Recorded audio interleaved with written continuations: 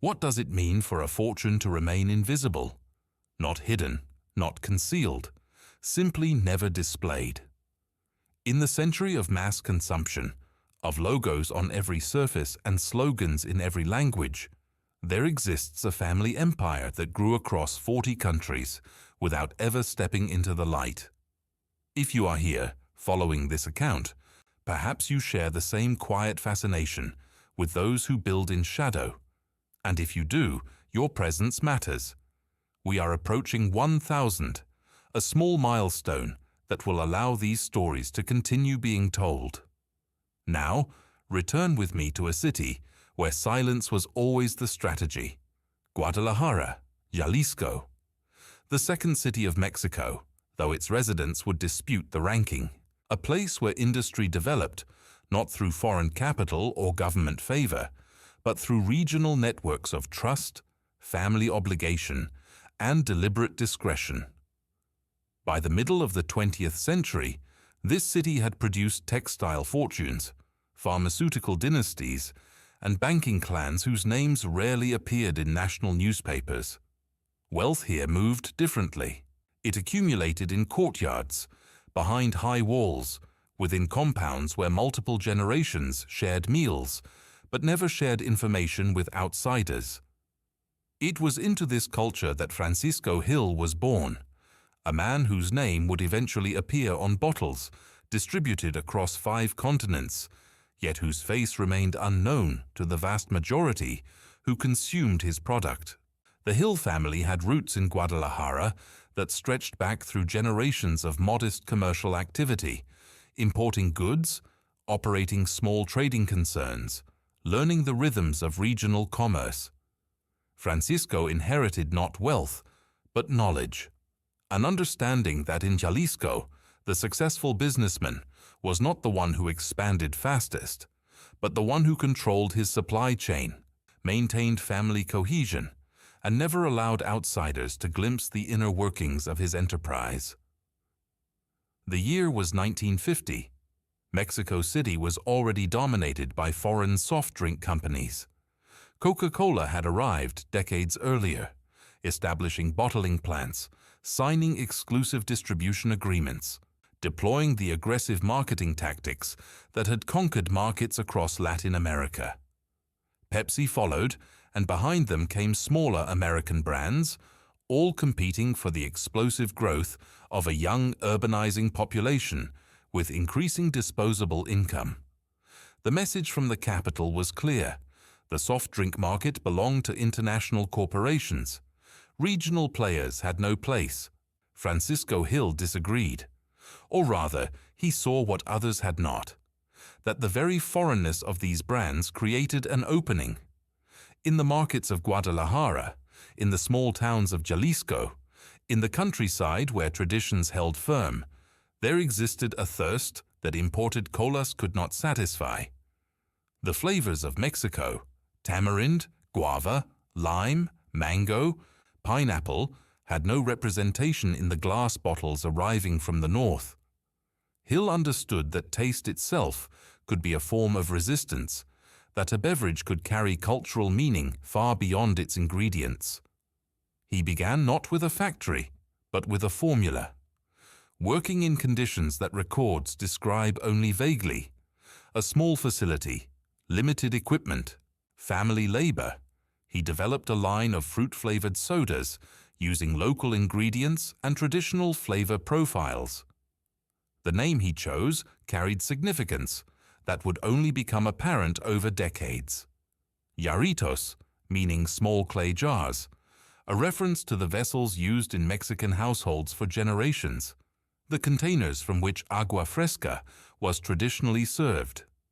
In a single word, he had claimed authenticity, positioned his product as the continuation of a tradition rather than the imitation of a foreign model. The first bottles appeared in Guadalajara markets in 1950.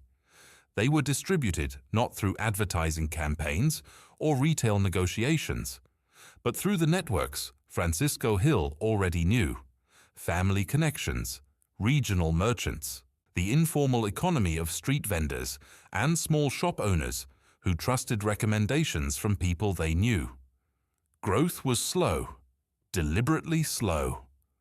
While Coca-Cola measured success in thousands of cases per week, Hill measured his in relationships established, in territories where his product had become part of daily life rather than a passing novelty. The facilities he built reflected this philosophy.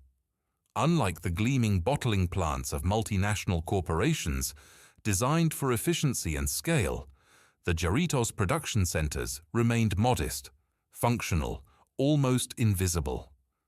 There were no corporate headquarters with glass facades, no public tours, no press releases announcing quarterly earnings. The company existed in the same way the Hill family existed, present, active, consequential, yet somehow absent from the narratives that shaped public understanding of Mexican industry. What happened inside those facilities, how decisions were made, who held authority, what conflicts arose, these details remained within family walls.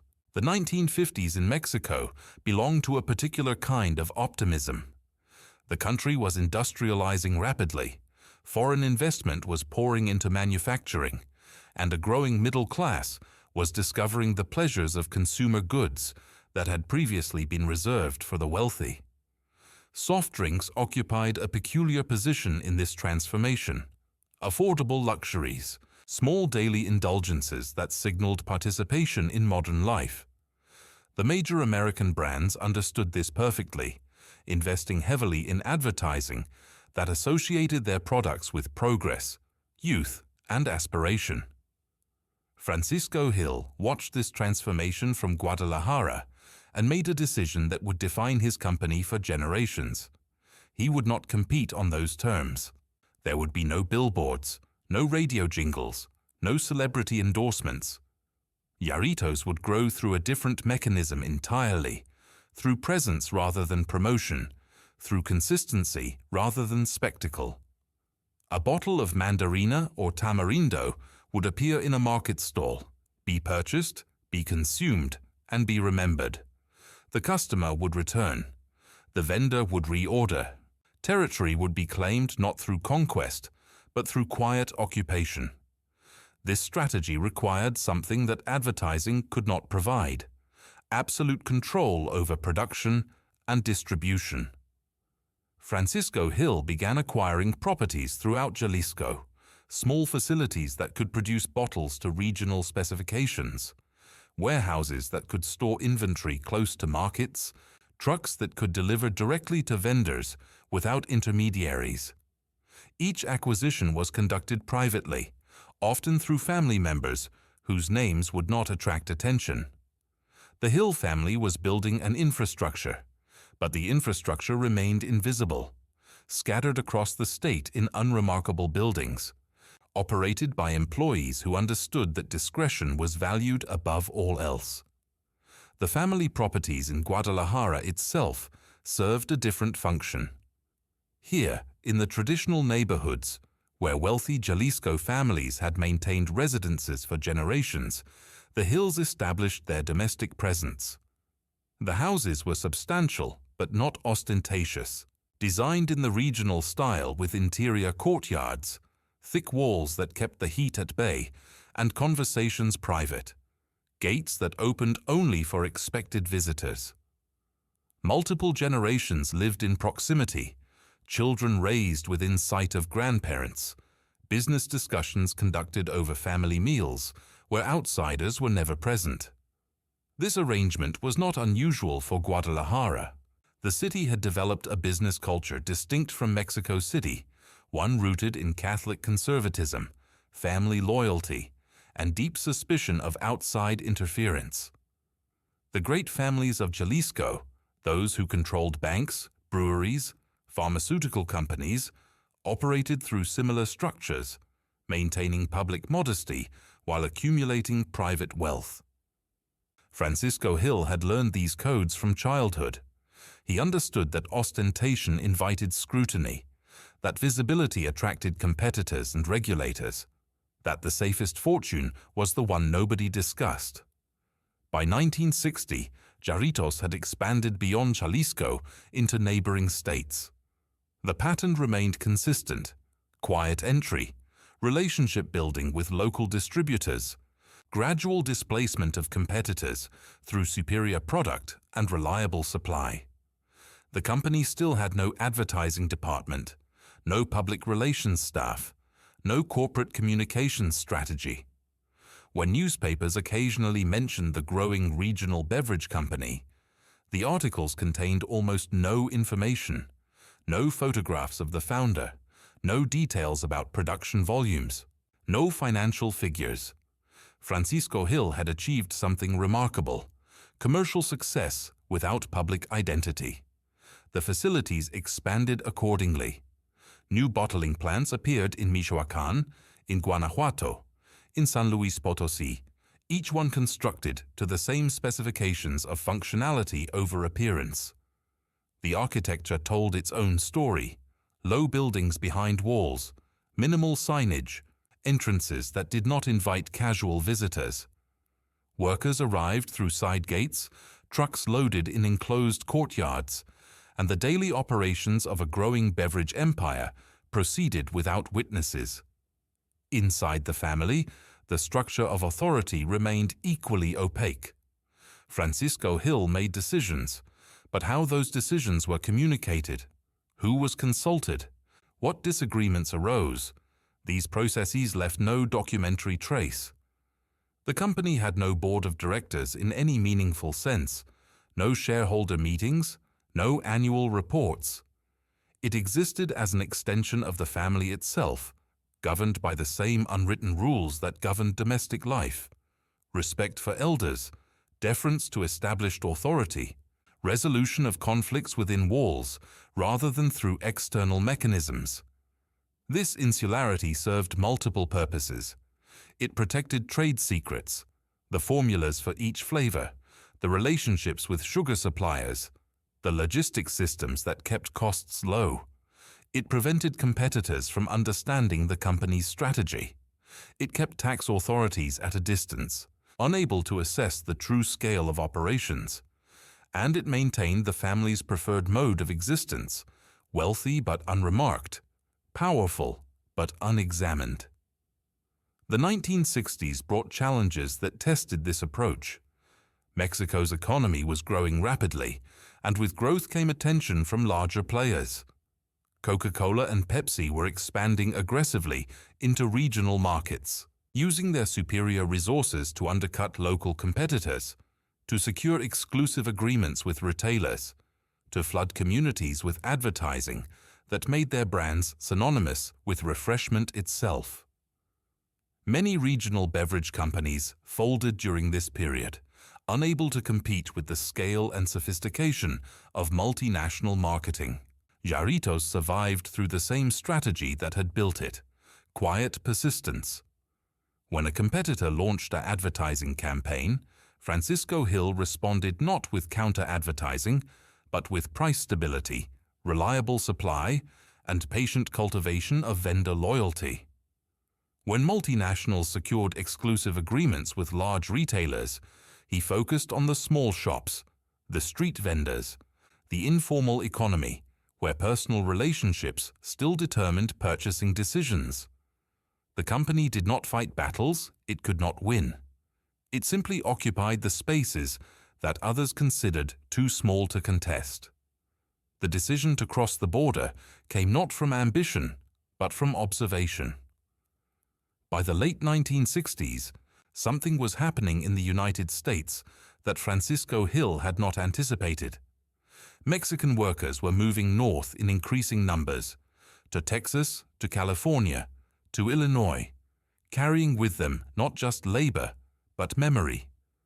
Memory of tastes, of traditions, of small pleasures that could not be replicated in American supermarkets. In the bodegas of Los Angeles, in the corner stores of San Antonio, in the neighborhoods of Chicago, where Spanish was spoken more than English, there existed a market that no American company was serving. The first exports were modest, almost experimental. Cases of Jarritos, shipped to distributors, who served Mexican immigrant communities, sold in shops that catered to homesickness as much as hunger. There was no strategy document, no market research, no expansion plan. There was simply product moving across a border to people who recognized it, who understood what it meant, who purchased it, not because of advertising, but because it tasted like home. This accidental internationalization would eventually transform the company, but in the 1970s, it remained a minor operation, barely visible in the overall business. Francisco Hill's attention was focused elsewhere, on consolidating control within Mexico, on managing a family that was growing in both size and complexity, on navigating a political environment that was becoming increasingly difficult for private enterprise. The Mexican government of this era viewed large private fortunes with suspicion. The ruling party had built its legitimacy on revolutionary nationalism, on the promise that Mexico's resources would serve its people rather than a small elite. Business families responded by making themselves invisible, by fragmenting their holdings across multiple entities, by maintaining personal modesty even as their wealth accumulated. Francisco Hill had practiced this discipline from the beginning, but now it became essential for survival. Tax inspections could destroy a company. Political disfavor could result in expropriation. The only protection was anonymity. The family properties reflected this calculated modesty. While other Mexican industrialists were building mansions in Mexico City, purchasing ranches of ostentatious scale, sending their children to schools in the United States and Europe, the Hill family remained rooted in Guadalajara, in houses that their neighbors would have recognized as comfortable but not extraordinary. The children attended local schools. The family worshipped at local churches. The social life revolved around the same networks of regional families that had sustained Jalisco's business class for generations. This was not merely strategy, it was identity. Francisco Hill belonged to a tradition that viewed wealth as responsibility rather than privilege, that measured success not in consumption, but in continuity. The purpose of building a fortune was not to spend it, but to preserve it, to pass it intact to future generations who would do the same. Luxury was suspect, not because it attracted attention, though it did, but because it represented a failure of discipline, a weakness that could eventually destroy what had been built. Inside the company, this philosophy manifested in ways that employees would later describe, with a mixture of respect and bewilderment. Salaries were fair but not generous. Facilities were functional but not comfortable. There were no corporate retreats, no employee appreciation events, no gestures toward the modern management techniques that were becoming fashionable in Mexican business. The company operated as it always had, through direct relationships, clear hierarchies, and the understanding that employment was a form of mutual obligation rather than a transaction. The formulas remained the most closely guarded element of the enterprise. Each flavor, mandarina, tamarindo, lima, toronja, guayaba, piña, mango, Jamaica, had been developed through processes that were never documented, in ways that could be stolen or replicated. The knowledge existed in the minds of family members and a small number of trusted employees, transmitted orally, protected by the same culture of discretion that governed all family affairs. When competitors attempted to create similar products, they discovered that the taste could not be easily copied. Something in the formulation, in the balance of flavors, in the quality of ingredients, remained elusive. This protection extended to supplier relationships. The company had cultivated networks of fruit growers, sugar producers, and bottle manufacturers over decades, relationships built on personal trust rather than contractual obligation. These suppliers understood that their connection to Jarritos depended on absolute reliability and absolute discretion. They did not discuss pricing with other customers. They did not reveal production volumes. They did not speak to journalists or researchers who occasionally attempted to understand how a regional beverage company had grown so large while remaining so invisible. By the 1980s, that growth had become impossible to entirely conceal. Jarritos was now distributed across most of Mexico, with significant presence in the United States and tentative expansion into Central America. The company employed thousands of workers across dozens of facilities. Its trucks were visible on highways throughout the country. Its bottles present in markets from Tijuana to Cancun. Yet the family behind this empire remained unknown to the Mexican public. Francisco Gil had never given an interview, never appeared at industry conferences, never received the awards and recognitions that other business leaders accumulated and displayed. This absence from public life was so complete that it generated its own form of mystery. Who were these people? How had they built something so large while revealing so little?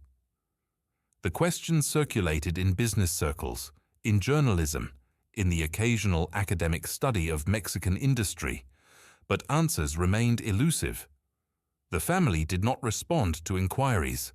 Former employees, bound by loyalty or legal agreement or simple habit, did not speak. The company's legal structure, a maze of holding entities, family trusts, and regional subsidiaries, defeated attempts at comprehensive analysis. What was known could be summarized briefly. A family in Guadalajara made beverages that millions of people consumed daily. Everything else was silence. The 1990s arrived with a transformation that threatened to destroy everything Francisco Gil had built. The North American Free Trade Agreement opened Mexico's borders to American goods and American companies with a completeness that previous generations could not have imagined. Tariffs fell, regulations harmonized. The same multinational corporations that had already dominated urban markets now had access to every corner of the country, armed with resources that dwarfed anything a regional company could deploy. For many Mexican businesses, this period was extinction. Family enterprises that had operated for generations found themselves unable to compete with the efficiency and scale of foreign competitors. Brands that had been household names disappeared, absorbed or eliminated by corporations whose headquarters were in Atlanta or New York or Chicago. The promise of free trade was prosperity. The reality for many was annihilation. Jarritos not only survived this period, but expanded through it. The same characteristics that had made the company difficult to understand, its invisibility, its family control, its resistance to conventional business practices, now proved to be advantages. The multinational corporations understood how to compete with other corporations. They knew how to acquire companies with clear ownership structures, how to negotiate with professional management teams, how to analyze competitors whose strategies were legible in annual reports and press releases. They did not know how to compete with a family.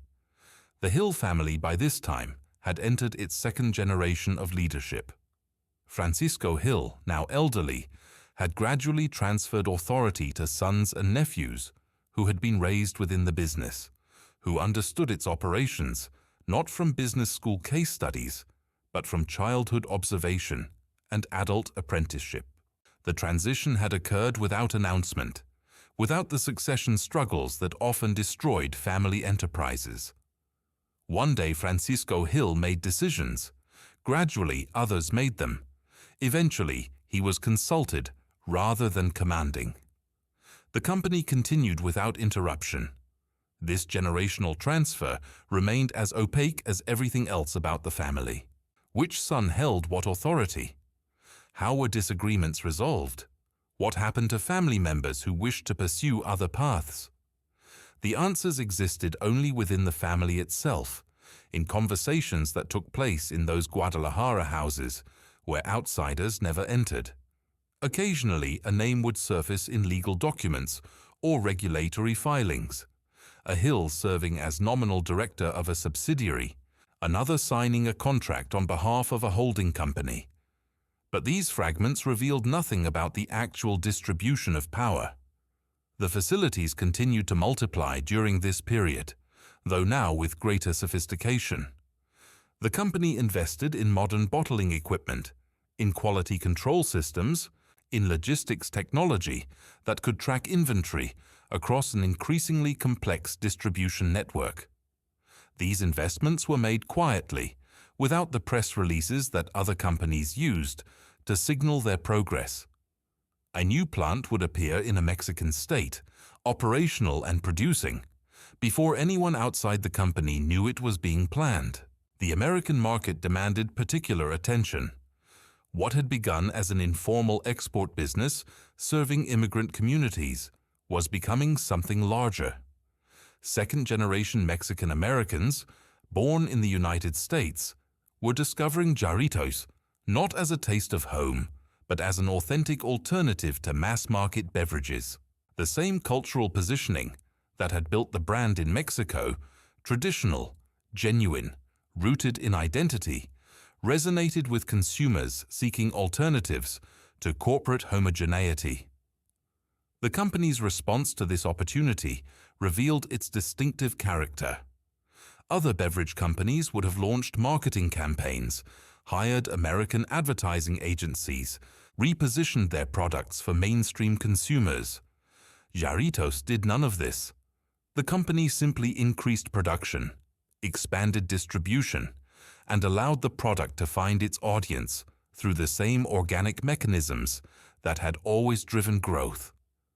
If Americans wanted to drink Jarritos, they could find it in the same places Mexican immigrants had always found it, in bodegas, in taquerias, in the ethnic food aisles of supermarkets that were beginning to recognize the purchasing power of Latino consumers. This restraint was not passivity, it was strategy. The Hill family understood something that marketing professionals often forgot. Authenticity could not be manufactured. The moment Jarritos began advertising itself as authentic, it would become just another brand making claims.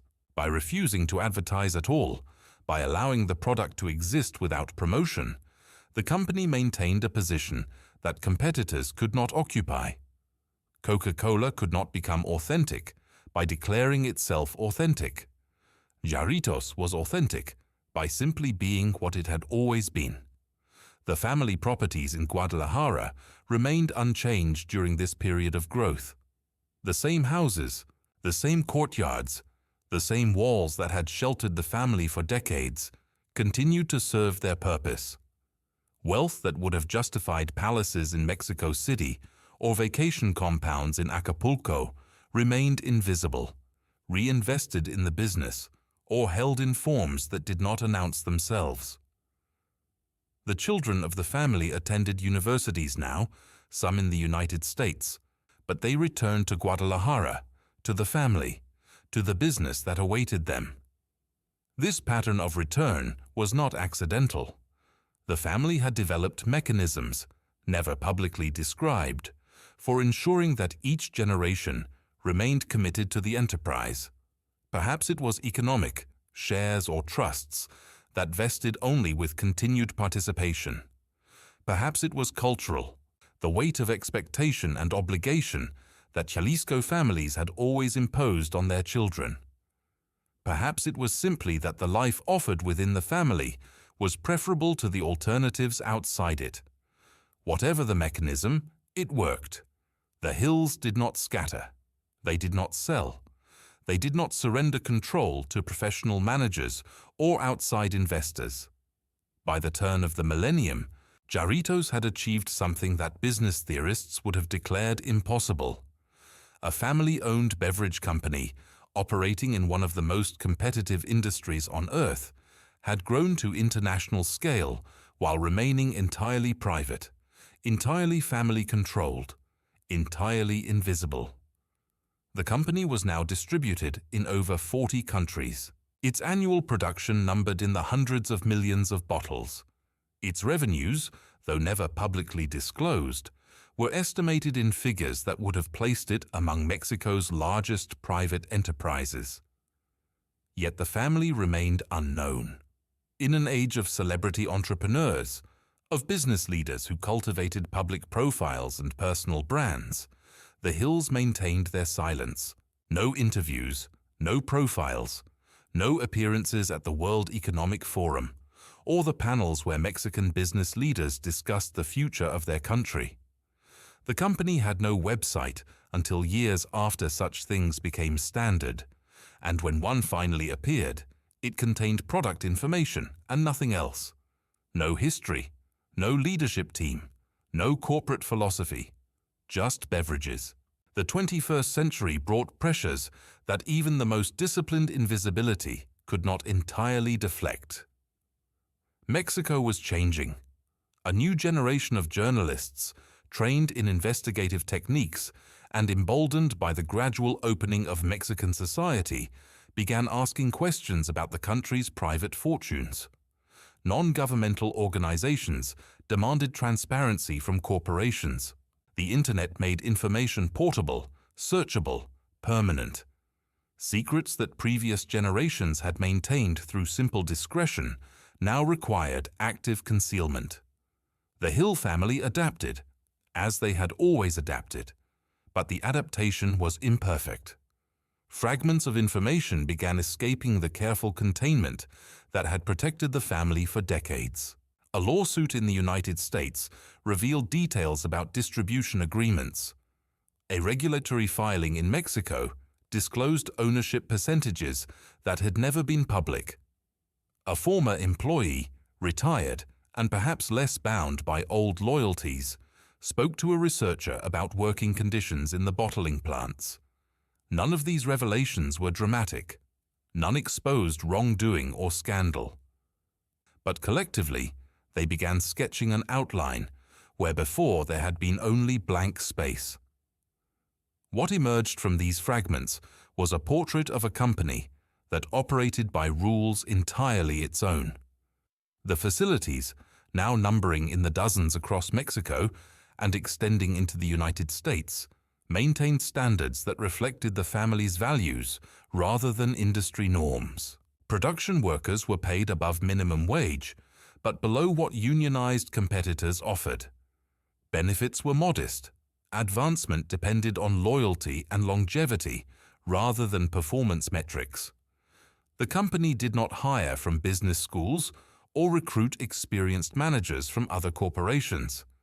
It promoted from within, cultivating employees who understood that their careers depended on accepting how things were done, rather than proposing how they might be done differently. This insularity extended to the supply chain. The networks of fruit growers and sugar suppliers that Francisco Hill had cultivated in the 1950s had evolved into something more permanent, multi-generational relationships where the children of original suppliers now served the children of the original purchasers. These arrangements were not always contractual in any formal sense. They operated through understanding, through the knowledge that reliability would be rewarded with continued business and that disloyalty would result in quiet exclusion.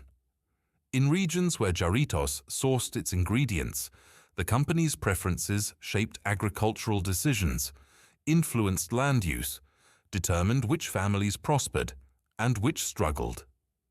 The family's influence in Guadalajara itself had grown proportionally, though it manifested in ways that resisted easy observation.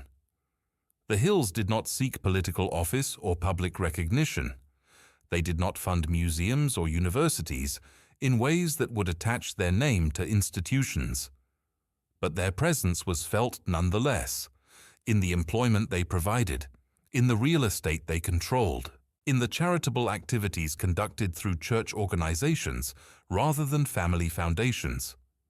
When decisions were made about Guadalajara's development, about zoning or infrastructure or commercial policy, the Hill family's interests were considered by people who understood that such consideration was wise. This quiet power attracted occasional scrutiny. Journalists investigating wealth inequality in Mexico sometimes mentioned the Hills as examples of fortunes that escaped public accountability. Academic researchers studying family business structures requested interviews that were never granted. Tax authorities, periodically encouraged by political changes to examine private wealth more closely, found themselves confronting corporate structures of remarkable complexity. Layers of holding companies, trusts in multiple jurisdictions, ownership arrangements that seemed designed to prevent any single entity from appearing large enough to warrant attention. Whether these structures served legitimate purposes of estate planning and business organization, or whether they concealed something more problematic, remained unclear. The family's defenders, and there were defenders, people in Guadalajara who had benefited from Hill employment or Hill charity, argued that privacy was not evidence of wrongdoing, that a family had every right to conduct its affairs without public examination. Critics suggested that fortunes of this scale, built on the labor of thousands and the consumption of millions, carried obligations of transparency that the Hills refused to acknowledge. The company itself continued growing, indifferent to these debates. By 2010, Jarritos had achieved something approaching cultural icon status in certain American markets. The distinctive glass bottles, the bright colors, the fruit flavors that tasted nothing like their artificial competitors, these had become markers of authenticity for consumers who had never been to Mexico and never would. Hipster restaurants in Brooklyn served Jarritos. Food trucks in Los Angeles stocked it exclusively. The brand had crossed over from ethnic specialty to mainstream alternative without any apparent effort from the company itself. This crossover created new pressures. Retailers who had once been satisfied with informal distribution arrangements now demanded the kind of reliability and scale that required corporate infrastructure.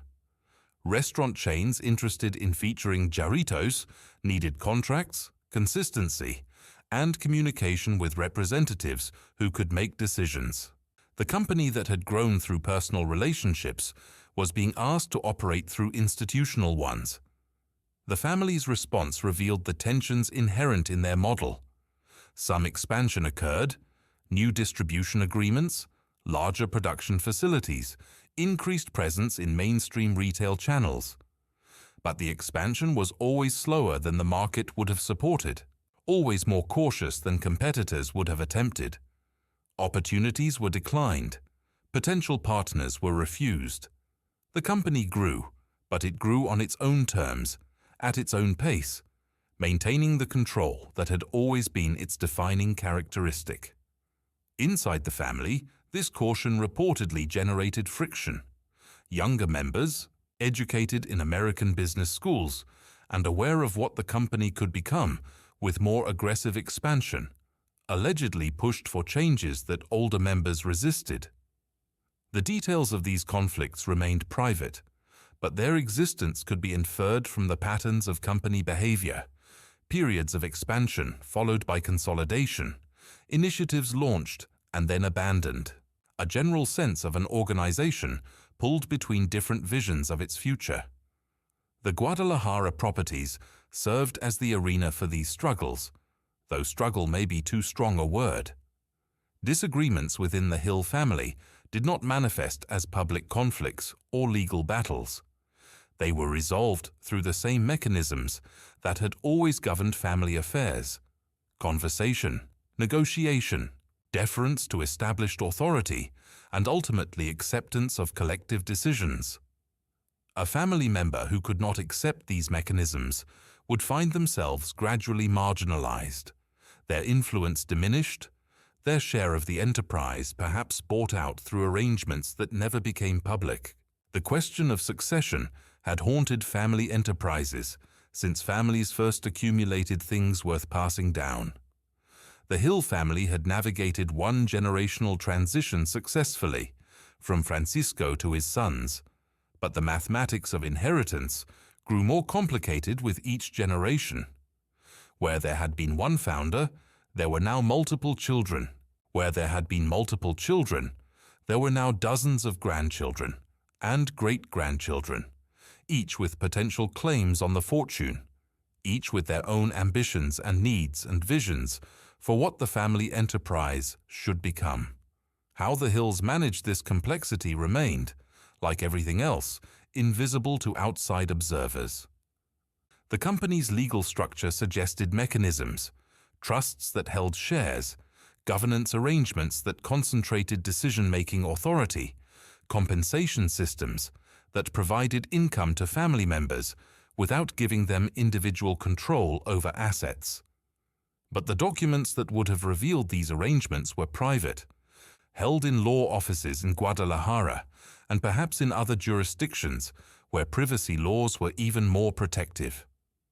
What could be observed was the result: a family that remained unified, or at least appeared unified, across generations and across the geographic dispersal that wealth inevitably produced.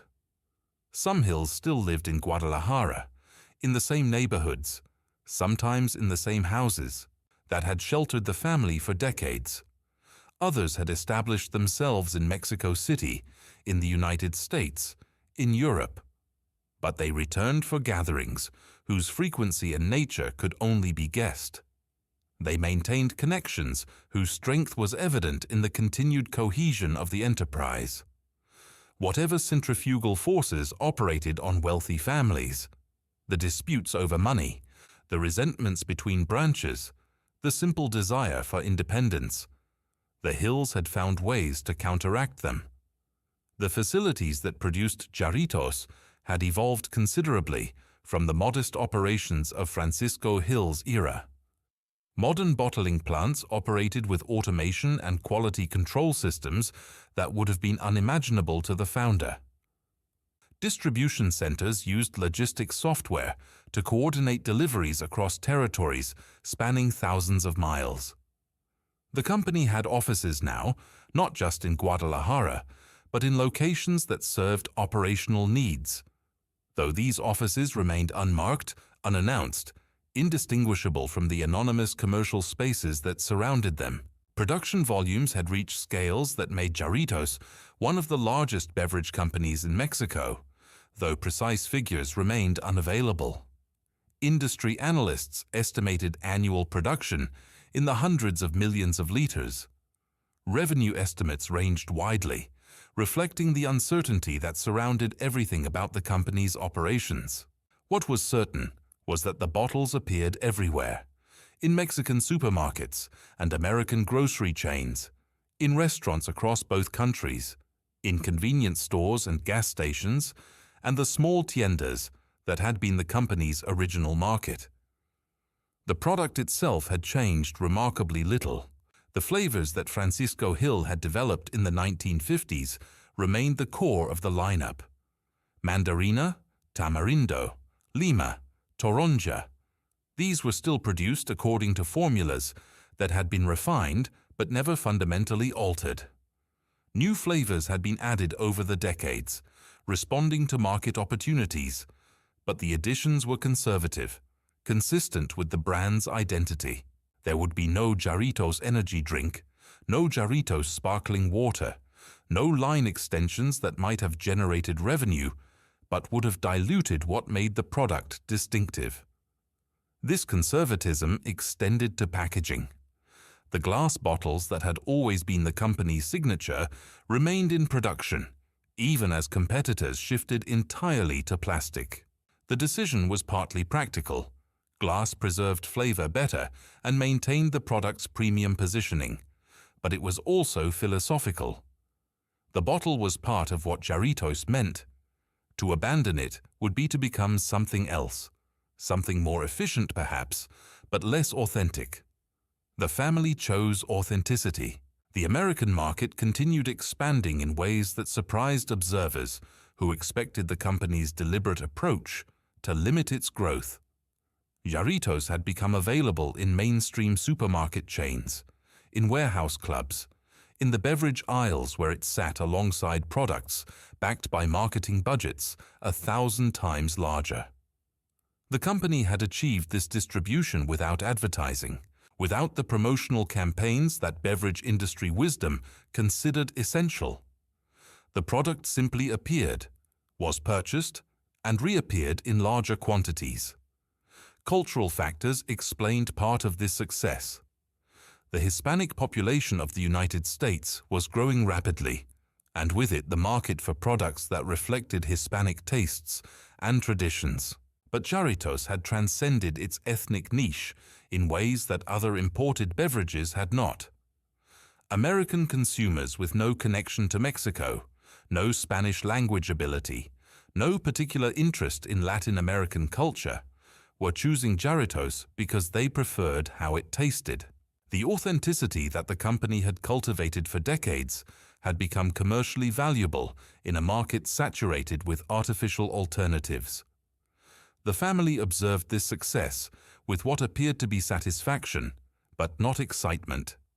There were no celebrations of market share gains, no announcements of expansion milestones, no interviews where family members discussed their strategy or their pride in what had been built.